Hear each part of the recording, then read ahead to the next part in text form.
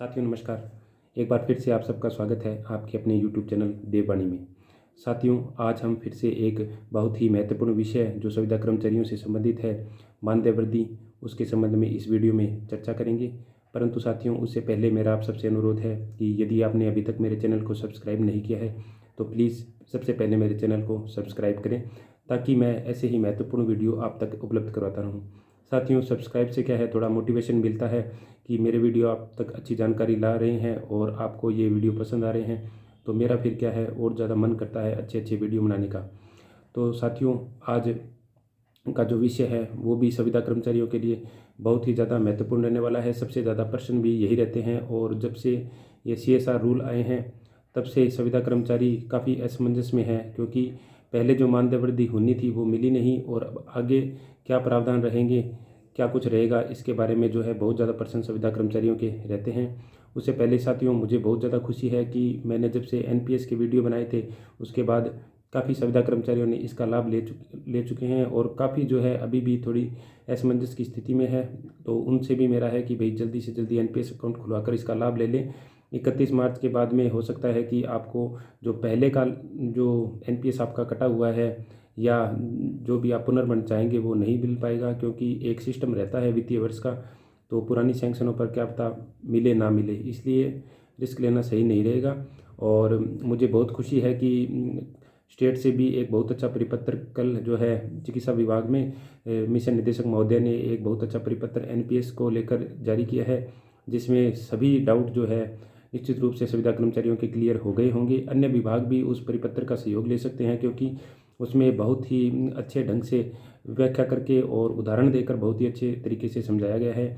मैं धन्यवाद दूंगा स्टेट जो NHM HR टीम है उसका, और मिशन निदेशक महोदय का और परियोजना निदेशक महोदय का, कि उन्होंने जो है संविदा कर्मचारियों के लिए एक अच्छा जो परिपत्र तैयार किया और जारी किया।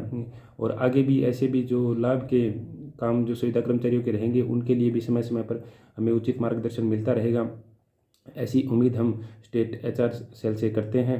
तो साथियों, बिना किसी देरी के शुरू करते हैं आज का हमारा जो विषय है मानदेय वृद्धि का।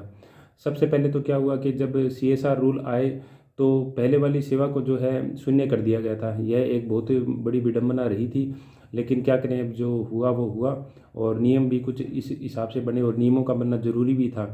तो उस समय जो नुकसान हुआ वो आज भी चलो संशोधन की प्रक्रिया में चल रहा है। जब कभी संशोधन होगा और जो 3 साल 5 साल वाला जो चल रहा था सिस्टम, वो एक अलग बातें हैं। अभी मानदेय वृद्धि के लिए फ़िलहाल क्या हो सकता है, नियमों में क्या प्रावधान है, हम उसके बारे में चर्चा करेंगे, क्योंकि जो नियम वर्तमान में बने हुए हैं उन्हीं के आधार पर सारे काम जो है वो होने हैं। तो साथियों, सबसे पहले मैं ये आपको बताऊंगा कि जो संविदा सेवा नियम है उनमें जो मानदेय वृद्धि का जो है क्या प्रावधान है। साथियों, ये जो हमारी सर्विस रूल है, राजस्थान सिविल पदों पर संविदा पर रखा जाना नियम 2022 दिनांक 11 जनवरी 2022 के बिंदु संख्या 13 पारिश्रमिक और अन्य सुविधाएं के बिंदु संख्या 1 के अनुसार, जो बिंदु संख्या हमारा 13 है उसके बिंदु संख्या 1 में लिखा हुआ है, इन नियमों के अधीन सर्जित पदों पर नियुक्त व्यक्ति ऐसे एक मुश्त पारिश्रमिक का हकदार होगा जो वित्त विभाग की सहमति से प्रशासनिक विभाग द्वारा नियत किया जाएगा।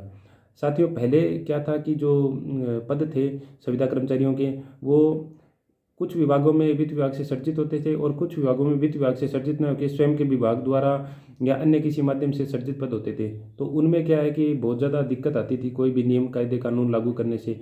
लेकिन अब जो संविदा सेवा नियम है, जिनके अंदर आप चाहे स्क्रीनिंग के माध्यम से शामिल हुए हो, चाहे आप एक भर्ती प्रक्रिया के माध्यम से शामिल हुए हो, जिस भी पद पर आप कार्यरत है वो सारे पद जो है आपके वित्त विभाग से स्वीकृत है। वित्त विभाग ने एक मुश्त पारिश्रमिक उस पद के लिए निर्धारित किया है जो कि आपको मिल रहा है, और प्रशासनिक विभाग द्वारा जो है ये पद स्वीकृत करवाए गए हैं, नियत जो है वो करवाए गए हैं। ठीक है, ये बात इसमें कहना चाहता है। तो उसमें आगे लिखा हुआ है कि प्रत्येक एक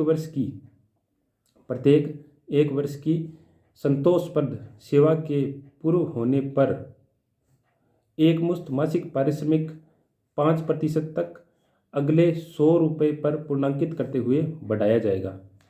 इसमें यह कहा गया है कि जैसे ही आपको संविदा सेवा नियम में कार्य ग्रहण करने पर, चाहे आपने स्क्रीनिंग के माध्यम से किया हो, चाहे भर्ती प्रक्रिया के माध्यम से किया हो, जिस दिन आपने कार्य ग्रहण किया, जो आपकी ज्वाइनिंग डेट है, उस ज्वाइनिंग डेट से जैसे ही आपको 1 साल पूरा हो जाता है, 1 साल पूरा होते ही आपकी 5% सैलरी जो है वो बढ़ जाएगी। यह प्रावधान इन नियमों में बिंदु संख्या 13(1) में दिया हुआ है। तो अब क्या है कि और कहीं चक्कर लगाने की या बार बार डिमांड करने की ज़रूरत नहीं रहेगी। पहले तो क्या होता था कि कुछ विभागों में तो फिर भी नियम बने हुए थे, जैसे चिकित्सा विभाग में था, अप्रेजल सिस्टम था, उसके आधार पर हर साल सैलरी जो है बढ़ती रहती थी। कोई फिक्स डेट तो नहीं थी, लेकिन वित्तीय वर्ष में कभी जल्दी बढ़ जाती थी, कभी नवंबर दिसंबर तक बढ़ जाती थी, एरियर भी उनको मिल जाता था। और अन्य विभागों में क्या है, कई बार जो सीएम सर बजट में घोषणा करते थे उस पर डिपेंड करता था, या मान लो कभी कोई विशेष परिस्थितियों में बढ़ा दिया जाता था तो उस पर था। लेकिन अब ऐसा कुछ नहीं है, कई बार बढ़ता भी नहीं था। बहुत से विभागों में 3-3, 4-4 साल तक जो है वेतन नहीं बढ़ता था। वो भी एक बहुत ही विकट स्थिति थी, लोगों की सैलरी उतनी पड़ी रहती थी, ग्रोथ नहीं हो पाती थी। लेकिन अब इन्होंने क्या कर दिया है कि एक प्रावधान कर दिया है कि 1 वर्ष की जैसे ही आपकी संतोषजनक सेवाएं पूर्ण होती है, नियमित कर्मचारियों में भी जैसे वेतन वृद्धि का प्रावधान है, वैसे ही आपके 5% वेतन वृद्धि का प्रावधान इन्होंने कर दिया है। जो भी आपको एक मुश्त पारिश्रमिक मिल रहा है, यदि किसी की सैलरी 10,000 है तो 10,000 पर, और किसी की 50,000 है तो 50,000 पर 5% सैलरी जो है वो ऑटोमेटिक बढ़ जाएगी। इसको मैं एक उदाहरण से आपको बताता हूँ। जैसे मान लीजिए किसी कर्मचारी ने 1 अप्रैल 2023 को CSR में जो है कार्य ग्रहण कर लिया था। 1 अप्रैल 2023 को उसने ज्वाइनिंग कर ली। उस समय उसकी सैलरी थी 10,000 रुपये। ठीक है। तो जैसे ही 1 अप्रैल 2024 आएगी, 1 अप्रैल 2024 को ऑटोमेटिक उसकी सैलरी 5% बढ़ जाएगी, यानी कि 10,000 का 5%, 500 रुपये उसके ऑटोमेटिक बढ़ जाएंगे, और 1 अप्रैल 2024 को उसकी सैलरी 10,500 रुपये हो जाएगी। यह इस नियम में साफ साफ लिखा हुआ है, इसी हिसाब से इसके प्रावधान चलेंगे। इसके लिए पहले क्या होगा कि आपको जो है विभाग से इस बाबत आदेश जारी करवाने पड़ेंगे। ठीक है, विभागाध्यक्ष जो हैं वो इस बाबत पहले आदेश अगर प्रसारित कर दे तो अच्छा रहेगा, ताकि क्या है कि बाद में दिक्कत नहीं आती। एक थोड़ा आदेश अलग से भी रहे कि भाई ऑटोमेटिक इनकी बढ़ती जाएगी, क्योंकि नियमों में तो लिखा हुआ है, फिर भी क्या है कई बार ये नहीं होता तो अनावश्यक दिशा निर्देश मांगे जाते रहते हैं। कुछ डिपार्टमेंट तो, कुछ कार्यालय अध्यक्ष वो कर देते हैं, कुछ नहीं भी करते हैं। तो संविदा कर्मचारियों को क्या है इस बारे में दिक्कत आती है। ठीक है, जैसे एनपीएस के बारे में भी अभी कई दिशा निर्देश मांग रहे हैं कि किस मद से भुगतान करें, और परिपत्र में कल बहुत अच्छा लिखा था, मद का उसमें भी नहीं था। अगर एक लाइन ये भी लिख देते ना कि भाई सैलरी हेड से ही देना है तो दिक्कत नहीं आती। अभी भी कुछ साथियों के कमेंट मैसेज आ रहे हैं कि कई जिलों में जो है पुनर्मण नहीं हो रहा है, वो बोल रहे हैं किस मद से करें, सैंक्शन नहीं आई है, पैसों की सैंक्शन नहीं आई, ये भी कई जगह इशू उठाए जा रहे हैं। तो ऐसे ही 5% सैलरी का अगर जो है इंक्रीमेंट का वो अगर डाल देते हैं अलग से दिशा निर्देश कि भाई 5% सैलरी जो है वो ऑटोमेटिक बढ़ा दे, कार्यालय अध्यक्ष अपने स्तर से बढ़ा दे, तो बहुत अच्छा रहेगा। ये मेरी निवेदन रहेगा सभी जो विभागाध्यक्ष है सभी विभागों के, चाहे वो शिक्षा विभाग हो, चिकित्सा विभाग हो और अन्य विभाग हो। और एक बहुत अच्छी बात ये भी है कि शिक्षा विभाग वालों की जैसे ज्वाइनिंग पहले हो गई थी स्क्रीनिंग के माध्यम से, दिसंबर 2022 जनवरी 2023 के आसपास उनकी जो है स्क्रीनिंग होकर उनकी नियुक्तियां भी फटाफट हो गई थी। तो उनको 1 साल पूर्ण हो गया, और हम देख रहे हैं कि जो है अलग अलग जिलों से, अलग अलग ब्लॉकों से जो है उनके मानदेय वृद्धि के आदेश आ रहे हैं। तो यह एक बहुत अच्छी बात है कि बहुत जल्दी इनका इम्प्लीमेंट भी होना शुरू हो गया है। चिकित्सा विभाग में थोड़ी समस्या आएगी इसमें, क्योंकि दिक्कत ये हुई थी कि स्क्रीनिंग प्रक्रिया जो काफ़ी लंबी चली और अलग अलग चरणों में होती रही, और उसके बाद स्क्रीनिंग होने के बाद में नियुक्ति आदेशों में भी जो है बहुत ज़्यादा समस्याएं आई थी। कईयों के तो नियुक्ति आदेश अभी तक नहीं आए हैं। तो यह भी एक सोच का विषय है कि जो अभी तक संविदा सेवा नियमों में नहीं आया उसकी अगली मानदेय वृद्धि कब होगी। और कुछ लोग जो पहले सीनियर थे वो अब जूनियर हो गए, जूनियर थे वो सीनियर हो गए, ऐसे करके भी बहुत सारी समस्याएं इसमें आ रही है, क्योंकि अलग अलग डेट को जो है सबके नियुक्ति आदेश जारी हुई है और उनकी ज्वाइनिंग भी अलग अलग डेट की है। किसी की अप्रैल की ज्वाइनिंग है तो किसी की अगस्त की ज्वाइनिंग है, किसी की दिसंबर की है। तो यह एक बहुत बड़ी समस्या है। और जो 2023-24 में जो पिछले वर्ष की 5% मानदेय वृद्धि होनी थी वो भी उनको नहीं मिली थी। तो CSR में आने के बाद में उसका भी शायद समस्या आएगी, प्रावधान अब नहीं है। तो ये कुछ एक समस्याएं जो है अगर अधिकारियों से मेरे तक मेरी बात पहुंच पा रही है तो उनसे मेरा निवेदन रहेगा कि ये करें, और कम से कम एक यूनिवर्सल डेट का सिस्टम अगर लागू कर सकते हैं मानदेय वृद्धि के लिए तो वो कर दे कृपा कर, ताकि क्या है कि ये दिक्कत ना रहे। फिर एक तो इसमें क्या है कि जो जो भी इंक्रीमेंट लागू करेंगे उनको भी बहुत दिक्कत आएगी, प्रत्येक व्यक्ति की ज्वाइनिंग डेट याद रखनी पड़ेगी, फिर उसके हिसाब से लगाना पड़ेगा। अब कुछ लोग डिमांड ही नहीं करते तो कई बार ध्यान में भी नहीं रहता, कुछ कैलेंडर बनाना पड़ेगा, ऐसे करने पड़ेगा। तो जो नियुक्ति आदेश जारी हुए उसमें कर्मचारी का तो कहीं दोष नहीं है, क्योंकि उन्होंने तो समय पर अपनी स्क्रीनिंग करवा ली थी। और अगर मान लो किसी के दस्तावेजों में कमी थी या जो भी था वो अलग बात थी, लेकिन ये कर्मचारी है जो काफ़ी लंबे समय से काम कर रहे हैं, कई कर्मचारी तो 10-10, 15-15 सालों से काम कर रहे हैं। तो इसलिए क्या है कि एक यूनिवर्सल डेट अगर इनको दे दी जाए, चाहे 1 अप्रैल 2024 ही दे दी जाए, तो उससे अगर मानदेय वृद्धि ऑटोमेटिक हो जाए तो बहुत अच्छा रहेगा। हर साल वित्तीय वर्ष जैसे समाप्त होगा मानदेय वृद्धि होती जाएगी और थोड़ा सरलीकरण भी इसमें आ जाएगा। जो वेतन भत्ते वगैरह बनाते हैं उनको भी ये दिक्कत नहीं आएगी।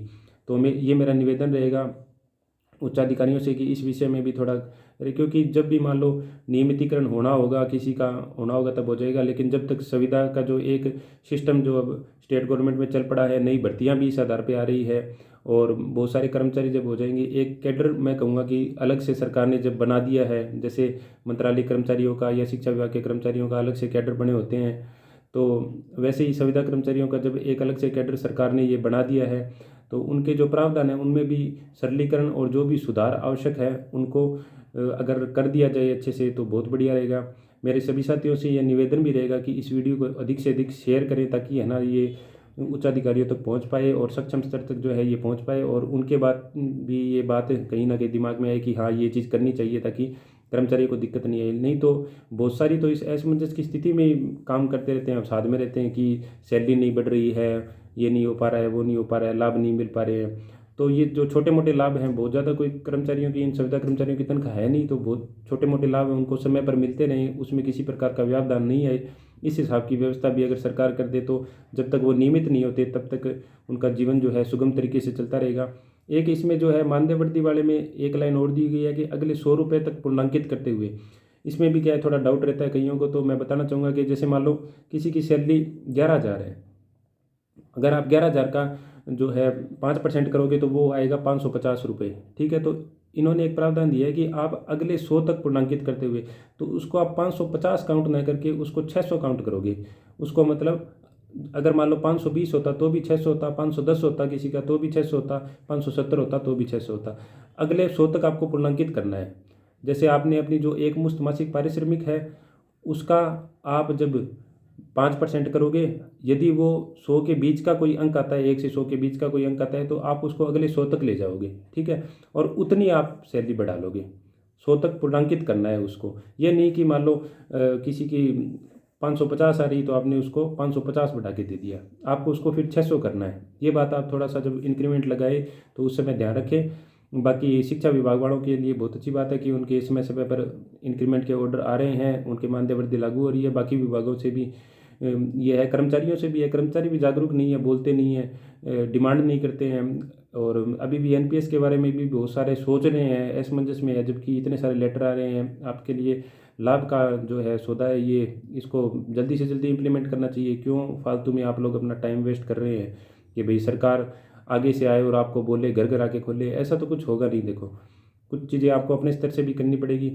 साथ में जो चिकित्सा विभाग वालों में जो असमंजस है अभी तक कि भाई पिछले साल का मिलेगा या नहीं मिलेगा इंक्रीमेंट, तो अगर सीएसआर में आप लोग आ चुके हैं और पिछली सेवाओं की कहीं गणना अभी हो नहीं रही है उस हिसाब से, तो अभी तक तो लग नहीं रहा है कि भाई पीछे के कोई आदेश आ जाएंगे जो लॉयल्टी बोनस के या जो रैशनलाइजेशन वगैरह के जो प्रावधान पहले थे उनका अब किस हिसाब से होगा।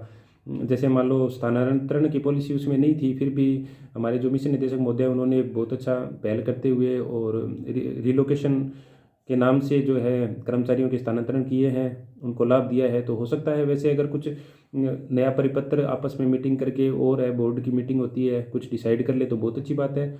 लेकिन अभी ये मानकर चलिए कि नियमानुसार आपको जैसे ही 1 साल कंप्लीट होगा वैसे ही आपको 5% की मानदेय वृद्धि जो है आपके वेतन में हो जाएगी। इसलिए थोड़ा धैर्य रखें और इन नियमों के अनुसार ज़्यादा से ज़्यादा आपके जो ज्ञापन वगैरह हैं उनमें यही दे कि सर प्लीज़ इसका जो है क्लेरिफिकेशन एक डाल दे कि भाई विभागाध्यक्ष को जारी करेगा पत्र या कार्यालय अध्यक्ष अपने स्तर पे जारी कर देगा, और कोई औपचारिकता तो इसमें नहीं रहेगी ना, ताकि क्या है कि अनावश्यक जो है इनकी फाइलें ना अटके।